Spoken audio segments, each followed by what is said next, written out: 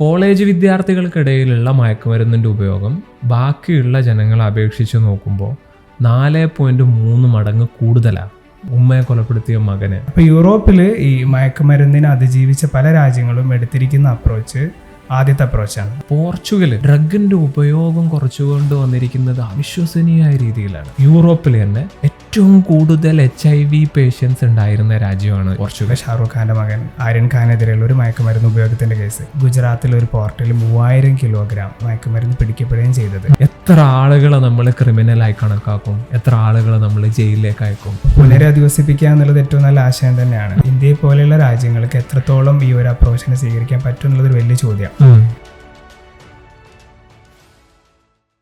മയക്കുമരുന്നിൻ്റെ ഉപയോഗം വിദ്യാർത്ഥികൾക്കിടയിൽ വളരെ വലിയ രീതിയിൽ വർദ്ധിച്ചുകൊണ്ടിരിക്കുകയാണ്. ഈ അടുത്ത് വന്നൊരു റിപ്പോർട്ട് അനുസരിച്ച് കോളേജ് വിദ്യാർത്ഥികൾക്കിടയിലുള്ള മയക്കുമരുന്നിൻ്റെ ഉപയോഗം ബാക്കിയുള്ള ജനങ്ങളെ അപേക്ഷിച്ച് നോക്കുമ്പോൾ 4.3 മടങ്ങ് കൂടുതലാണ്.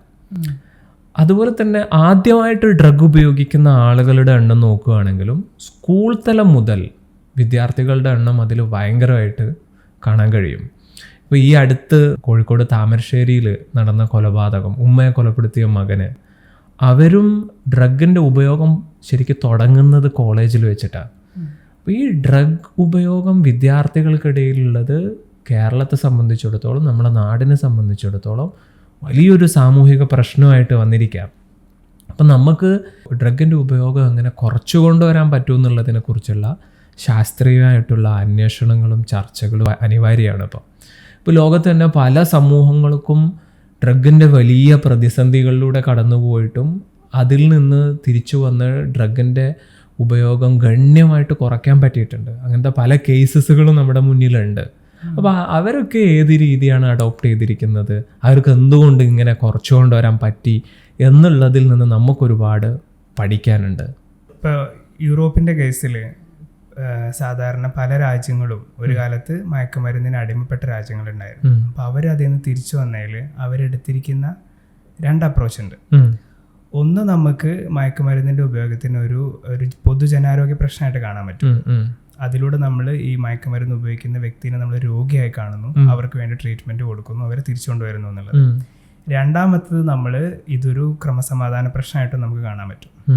അപ്പോൾ മയക്കുമരുന്ന് ഉപയോഗിക്കുന്ന ഒരു വ്യക്തിനെ നമ്മളൊരു ക്രിമിനലായിട്ട് കാണുന്നു, പിന്നെ അവരെ പ്രോസിക്യൂട്ട് ചെയ്യുന്നുള്ള രീതി അവരൊരു ക്രിമിനലായി കണക്കാക്കുന്നു. അതെ. അപ്പോൾ യൂറോപ്പിൽ ഈ മയക്കുമരുന്നിനെ അതിജീവിച്ച പല രാജ്യങ്ങളും എടുത്തിരിക്കുന്ന അപ്രോച്ച് ആദ്യത്തെ അപ്രോച്ചാണ്. അഥവാ അതിനൊരു പൊതുജനാരോഗ്യ പ്രശ്നമായിട്ട് കാണുകയും അതിനെ പരിഹരിക്കാൻ വേണ്ട കാര്യങ്ങൾ അവർ ചെയ്യുകയും ചെയ്തു എന്നുള്ളതാണ്.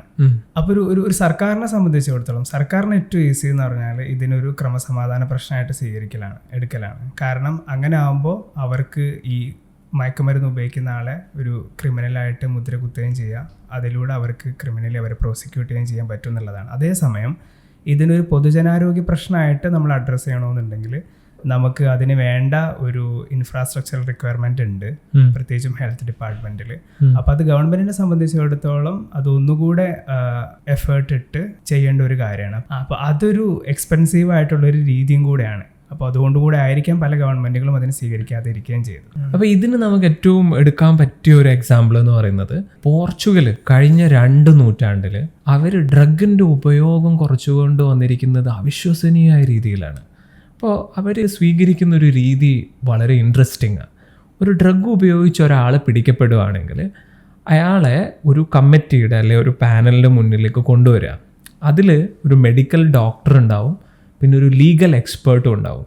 അവരെന്നിട്ട് തീരുമാനിക്കുകയാണ് ഈ ഡ്രഗ് ഉപയോഗിച്ച ആൾ ഡ്രഗ് അഡിക്റ്റ് ആണോ, ആദ്യമായിട്ടാണോ ഡ്രഗ് ഉപയോഗിക്കുന്നത്, ഇയാൾക്ക് വല്ല ക്രിമിനൽ പശ്ചാത്തലം ഉണ്ടോ, അതിനുശേഷം ഇവർ ഇയാൾക്ക് ഫൈനാണോ കൊടുക്കേണ്ടത്, അതല്ലെങ്കിൽ ഇയാൾക്കൊരു വാണിംഗ് കൊടുക്കണോ. അധിക സമയത്തും അവർ തീരുമാനിക്കുന്നത് ഇയാളെ ട്രീറ്റ്മെൻറ്റിന് പറഞ്ഞയക്കണോ എന്നുള്ളതാണ്. അപ്പോൾ ഈ പോർച്ചുഗൽ അവർ ഏറ്റവും കൂടുതൽ ഡ്രഗ് റിലേറ്റഡ് കേസസുകളിൽ ഇൻവെസ്റ്റ്മെൻറ്റ് കൊടുക്കുന്നത് ആ ആൾക്ക് ട്രീറ്റ്മെൻറ്റ് കൊടുത്തിട്ട് ആളെ തിരിച്ച് സമൂഹത്തിലേക്ക് കൊണ്ടുവരാനാണ്.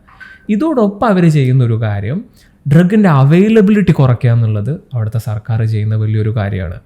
അപ്പോൾ ഡ്രഗിൻ്റെ ഉൽപാദനം, ഡ്രഗ് കടത്തിക്കൊണ്ടുവരുന്നത്, ഡ്രഗിൻ്റെ കച്ചവടം, കൊമേഴ്ഷ്യൽ തലത്തിലുള്ള വിൽപ്പന, ഇതിനെതിരെ ശക്തമായ നടപടിയും സ്വീകരിച്ചു എന്നുള്ള ഇതിൻ്റെ ഫലമായിട്ടാണ് പോർച്ചുഗൽ അവരുടെ ഡ്രഗിൻ്റെ ഉപയോഗം കഴിഞ്ഞ 2 പതിറ്റാണ്ടിൽ കുറച്ചു കൊണ്ടുവരാൻ പറ്റിയത്. 1990s യൂറോപ്പിൽ തന്നെ ഏറ്റവും കൂടുതൽ HIV പേഷ്യൻസ് ഉണ്ടായിരുന്ന രാജ്യമാണ് പോർച്ചുഗൽ. അതിൻ്റെ മേജർ കാരണം കണ്ടെത്തിയിട്ടുള്ളത് ഡ്രഗ് ഉപയോഗിക്കുന്ന ആളുകൾക്കിടയിലുള്ള സിറിഞ്ച് എക്സ്ചേഞ്ച്, സിറിഞ്ചുകൾ വിതരണം ചെയ്യുന്നവരും. അവർ 2000 അതുപോലെ തന്നെ പോർച്ചുഗൽ ഒരു സർവേ നടത്തി. ആ സർവേയിൽ തെളിഞ്ഞത് എന്താണെന്ന് വെച്ചാൽ അവിടുത്തെ ജനസംഖ്യയിൽ 100 ഡ്രഗ് ഉപയോഗമായിട്ട് ബന്ധപ്പെട്ടിട്ടുള്ള സീരിയസ് പ്രശ്നമുണ്ട് എന്ന് അവർ ഐഡൻറ്റിഫൈ ചെയ്തത്.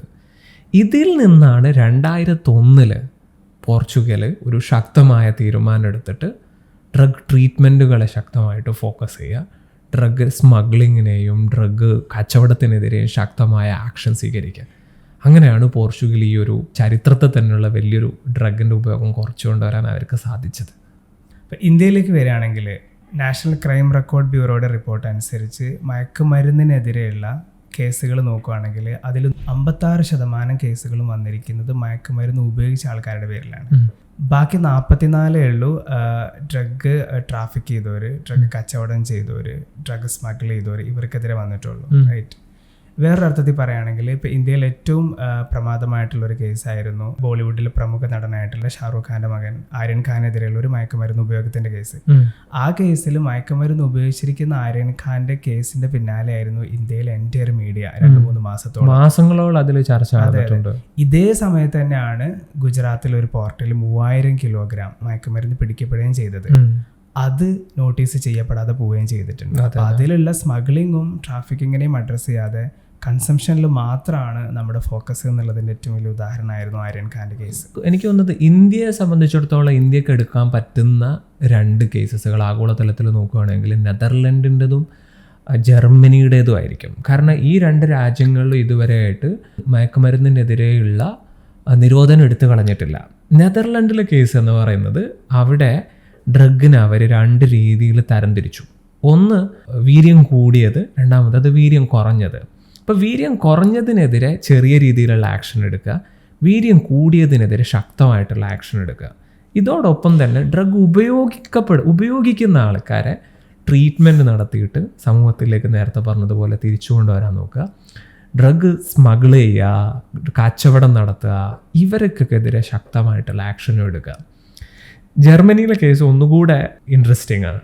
അവിടെ ഒരാൾ ഡ്രഗ് ഉപയോഗിക്കുന്നതായിട്ട് പിടിക്കപ്പെടുകയാണെങ്കിൽ അയാൾക്കെതിരെ ക്രിമിനൽ ചാർജസ് നിലനിൽക്കും. പക്ഷെ അവിടെ ഒരു ജഡ്ജിൻ്റെ മുന്നിലേക്ക് ഈ കേസ് വരുന്ന സമയത്ത് ജഡ്ജിനൊരു വിവേചനാധികാരമുണ്ട്. ഇയാളെ സന്ദർഭം നോക്കിയിട്ട് ട്രീറ്റ്മെൻറ്റിനാണോ വിടേണ്ടത്, അതല്ലെങ്കിൽ ഇയാളെ ക്രിമിനൽ കേസ് നോക്കിയിട്ട് ജയിലിലേക്കോ അല്ലെങ്കിൽ ഫൈനോ കൊടുക്കുകയാണോ ചെയ്യേണ്ടതെന്ന്.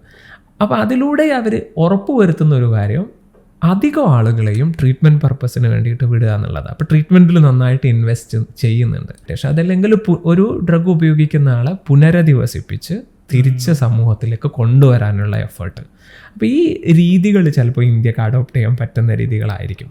ഈ റീഹാബിലിറ്റേഷൻ്റെ കാര്യം പുനരധിവസിപ്പിക്കുക എന്നുള്ളത് ഏറ്റവും നല്ല ആശയം തന്നെയാണ്. ഇന്ത്യയെ പോലെയുള്ള രാജ്യങ്ങൾക്ക് എത്രത്തോളം ഈ ഒരു അപ്രോച്ചിനെ സ്വീകരിക്കാൻ പറ്റും എന്നുള്ളത് വലിയ ചോദ്യമാണ്. ഇന്ത്യയുടെ ഒരു കേസ് എടുക്കുകയാണെങ്കിൽ ഇപ്പോൾ ഇന്ത്യയിൽ മനുഷ്യക്കടത്ത്, ഈ മയക്കുമരുന്ന് കടത്ത് പോലെ തന്നെ ഏറ്റവും വലിയൊരു കുറ്റകൃത്യമാണ്, വലിയൊരു ഇഷ്യൂ ആണ് ഇന്ത്യ ഫേസ് ചെയ്തുകൊണ്ടിരിക്കുന്നത്. ഇപ്പൊ മനുഷ്യക്കടത്തിന്റെ കാര്യം എടുക്കുകയാണെങ്കിൽ വരെ നമുക്ക് ഈ മനുഷ്യക്കടത്തിന് ഇരയാക്കപ്പെടുന്ന ഇതിന്റെ വിക്ടിമുകൾ ഇവരെ പോലും നമുക്ക് യഥാർത്ഥ രീതിയിൽ പുനരധിവസിപ്പിക്കാൻ പറ്റുന്നില്ല എന്നുള്ളതാണ് ഇന്ത്യയിൽ ഒരു യാഥാർത്ഥ്യം. ഈ മനുഷ്യക്കടത്തിനെ വരെ വെറും ഒരു ക്രിമിനൽ ആസ്പെക്റ്റിലൂടെ മാത്രം കണ്ട് അതിന്റെ ക്രിമിനൽ സൈഡിനെ മാത്രം അഡ്രസ്സ് ചെയ്യുകയും റീഹാബിലിറ്റേഷൻ്റെ സൈഡ് തീരെ അഡ്രസ്സ് ചെയ്യാത്തപ്പെടുന്ന ഒരു സിറ്റുവേഷനാണ് ഇന്ത്യയിൽ നമ്മൾ കണ്ടുകൊണ്ടിരിക്കുന്നത്. അപ്പോൾ ഈ ഒരു സിറ്റുവേഷനിൽ നമുക്ക് എത്രത്തോളം ഈ ഡ്രഗിന് അടിമയായിട്ടുള്ള ആൾക്കാർ അല്ലെങ്കിൽ ഡ്രഗ് ഉപയോഗിച്ചുകൊണ്ടിരിക്കുന്ന ആൾക്കാരെ റീഹാബിലിറ്റേറ്റ് ചെയ്ത് അവരെ സമൂഹത്തിലേക്ക് തിരിച്ചു കൊണ്ടുവരാൻ പറ്റും എന്നുള്ളത് ഒരു ചോദ്യമായിട്ട് അവിടെ അവശേഷിക്കും എന്നുള്ളതാണ് യാഥാർത്ഥ്യം. നമ്മളിപ്പോഴും നമുക്കിപ്പോൾ മനുഷ്യക്കടത്തിൻ്റെ കാര്യം എടുക്കുകയാണെങ്കിൽ നമുക്ക് അതിലിപ്പോഴും ഒരു നിയമത്തിലേക്ക് എത്താൻ പറ്റിയിട്ടില്ല എന്നുള്ളതാണ് യാഥാർത്ഥ്യം. ഇപ്പോൾ 2018 വന്നിരിക്കുന്ന ബില്ല്, അതിന് മുമ്പ് അത് പാർലമെന്റിൽ ആ ബില്ല് വന്നിട്ടുണ്ട്, അതിനിപ്പോഴും നമുക്ക് ഒരു ആക്റ്റാക്കി കൊണ്ടുവരാൻ പറ്റിയിട്ടില്ല എന്നുള്ളതാണ് അതിൽ ഏറ്റവും വലിയ ക്രിറ്റിസിസം. അതിൽ റീഹാബിലിറ്റേഷൻ എന്നുള്ളൊരു ആസ്പെക്റ്റിനെ നമുക്ക് കവർ ചെയ്യാൻ പറ്റുന്നില്ല എന്നുള്ളതാണ്. അത് പറ്റാത്ത കാലത്തോളം ആ പ്രശ്നത്തിന് ഒരിക്കലും നമുക്ക് പരിഹരിക്കാൻ പറ്റില്ല എന്നുള്ളതുമാണ് യാഥാർത്ഥ്യം. നമ്മൾ ഒരു പൊതു സമൂഹം എന്നുള്ള നിലക്ക് നമ്മൾ മനസ്സിലാക്കേണ്ടതായിട്ടുള്ളൊരു കാര്യം, ഒരു സർക്കാരിനെ സംബന്ധിച്ചിടത്തോളം അവർക്ക് ഏറ്റവും എളുപ്പമായിട്ടുള്ള രീതി എന്ന് പറയുന്നത് മയക്കുമരുന്ന് വിഷയം ഡീൽ ചെയ്യുന്നതിൽ അതിനൊരു ക്രിമിനൽ പ്രവർത്തനമായിട്ട് കണക്കാക്കുക എന്നുള്ളതാണ്. അങ്ങനെ ആകുമ്പോൾ എന്തായിരിക്കും എന്ന് വെച്ചാൽ പൊതുസമൂഹവും അതിൽ സംതൃപ്തരായിരിക്കും. ഇവരെ ഉപയോഗിക്കുന്ന ആളെ ക്രിമിനലായി ചാപ്പ കുത്തിയിട്ട് അവരെ ആ രീതിയിലേക്ക് ജയിലിലേക്ക് അയക്കുക, അതല്ലെങ്കിൽ ആ ഒരു ശക്തമായ നടപടി സ്വീകരിക്കാം. പക്ഷെ ഇതിലും ഒന്നുകൂടെ എക്സ്പെൻസീവ് ആയിട്ടുള്ള ഇഫക്റ്റീവ് ആയിട്ടുള്ള ഒരു ആക്ഷൻ എന്ന് പറയുന്നത് ഇതിനൊരു പൊതുജനാരോഗ്യ പ്രശ്നമായിട്ട് കണക്കാക്കുക, ട്രീറ്റ്മെൻറ്റിൽ നന്നായിട്ട് എഫേർട്ട് ഇടുക എന്നുള്ളതാണ്. അതിന് കൂടെ തന്നെ സ്മഗിൾ ചെയ്യുന്നവരെ ആക്ഷൻ എടുക്കുക എന്നുള്ളത്. അപ്പം നേരത്തെ പറഞ്ഞതുപോലെ ഇന്ത്യ പോലുള്ള ഒരു രാജ്യത്തിന് ചിലപ്പോൾ ട്രീറ്റ്മെൻറ്റിൽ ഇത്ര കാര്യങ്ങൾ ചെയ്യാൻ കഴിഞ്ഞോളണമെന്നില്ല. അപ്പം നമ്മളൊരു ഫാമിലി എന്നുള്ള നിലക്ക്, അതല്ലെങ്കിൽ ഒരു സമൂഹം എന്നുള്ള നിലക്ക്, വിദ്യാഭ്യാസ സ്ഥാപനങ്ങൾ നടത്തുന്ന ആളുകൾ എന്ന നിലക്ക് മനസ്സിലാക്കേണ്ടതായിട്ടുള്ള ഒരു കാര്യം, നമുക്കിനി നമ്മുടെ ഇടയിൽ വിദ്യാർത്ഥികൾക്കിടയിലുള്ള മയക്കുമരുന്നിൻ്റെ ഉപയോഗം വളരെ കൂടുതലാണ്. എത്ര ആളുകളെ നമ്മൾ ക്രിമിനലായി കണക്കാക്കും, എത്ര ആളുകളെ നമ്മൾ ജയിലിലേക്ക് അയക്കും. ഇവരൊക്കെ ക്രിമിനലായിട്ട് ജയിലിലേക്ക് പോവുകയാണെങ്കിൽ ഇനിയും അവരെത്തിപ്പെടുന്നത് ഡ്രഗ് റാക്കറ്റുകളിലേക്കായിരിക്കും. അതിന് പകരമായിട്ട് നമുക്ക് ചെയ്യാൻ പറ്റുന്നൊരു കാര്യം എന്ന് പറയുന്നത് നമ്പർ 1 നമ്മൾ ട്രീറ്റ്മെൻറ്റിൽ ഫോക്കസ് ചെയ്യണം. ഡി അഡിക്ഷൻ സെൻറ്ററുകളിൽ നമ്മൾ സമൂഹം ഇൻവെസ്റ്റ് ചെയ്യണം, സർക്കാർ ഇൻവെസ്റ്റ് ചെയ്യാൻ കാത്തിരിക്കരുത്. രണ്ടാമത്തെ കാര്യം എന്ന് പറയുന്നത് ഡ്രഗ് ഉപയോഗിക്കുന്ന ആളെ അവർക്കെതിരെയുള്ള ഇപ്പം മാധ്യമങ്ങളൊക്കെ, ഇപ്പം കേരളത്തിൽ തന്നെ ഒരു MLAയുടെ മകന് ഡ്രഗ് ഉപയോഗിച്ചു എന്ന് പറഞ്ഞപ്പോൾ മാധ്യമങ്ങൾ അവരുടെ പേര് പുറത്തു വിടുന്നത്, ഫോട്ടോ കാണിക്കുന്നത്, ഇതിലൂടെയൊക്കെ ഇവരൊക്കെ ഇനിയും ആ ടെൻഡൻസിയിലേക്ക്, നമ്മൾ ആ വിഷയം അംഗീകരിച്ചു എന്നല്ല, ഇനിയും അവർ ആ ടെൻഡൻസിയിലേക്ക് പോകാനുള്ള സാധ്യത കൂട്ടുകയാണ്. അതിന് പകരം അവരെ തിരിച്ചു കൊണ്ടുവരാനുള്ള പ്രവർത്തനങ്ങൾ നോക്കുക. മൂന്നാമത്തെ കാര്യം നമുക്ക് ചെയ്യാൻ പറ്റുന്ന ഇതിന് വേണ്ടിയുള്ള അവയർനെസ്, പാരൻസിനാണെങ്കിലും വിദ്യാർത്ഥികൾക്കാണെങ്കിലും ഇതിനുള്ള അവയർനെസ് കൊടുക്കുക. നാലാമത്തേത് ഇത് വിൽക്കുന്നവർക്കെതിരെ സ്മഗ്ലിങ് നടത്തുന്നവർക്കെതിരെ ശക്തമായ നടപടി സമൂഹത്തിൻ്റെ ഭാഗത്തു നിന്ന് ഉണ്ടാവുക എന്നുള്ളതാണ്. ഈ രീതിയിൽ ഒരു കോംപ്രഹെൻസീവ് ആയിട്ടുള്ള പ്ലാൻ ഉണ്ടാവുകയാണെങ്കിൽ പല രാജ്യങ്ങളും ഡ്രഗിൻ്റെ ഉപയോഗം കുറച്ചു കൊണ്ടുവന്നതുപോലെ തന്നെ നമുക്കും കുറച്ചു കൊണ്ടുവരാൻ പറ്റുമെന്ന് തന്നെയാണ് മനസ്സിലാക്കാൻ കഴിയുന്നത്.